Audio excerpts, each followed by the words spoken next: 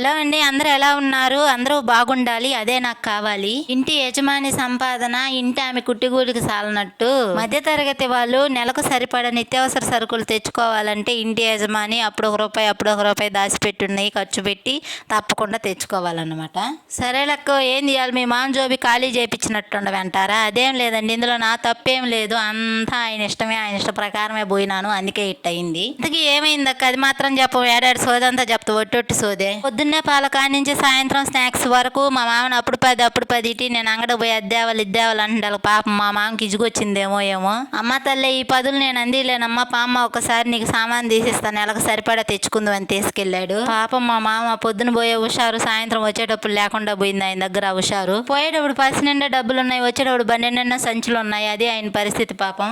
టౌన్కి నన్ను అయితే తీసుకెళ్ళాడు. సరే అంతవరకు బాగుంది. అక్కడ తిప్పి ఇక్కడ తిప్పి అది కావాలి ఇది కావాలి, ఇది లేదని ఇంట్లో, అది లేదు ఇంట్లో అని చెప్పి అన్నీ కొనిపించేశాను. అన్నీ కొనిపించాలక సాయంత్రానికి అన్నాడు, అమ్మ తల్లి ఆ 10 ఇచ్చుంటే ఈ గోలంతా లేకుండా పోయిండేది నాకు అన్నాడు.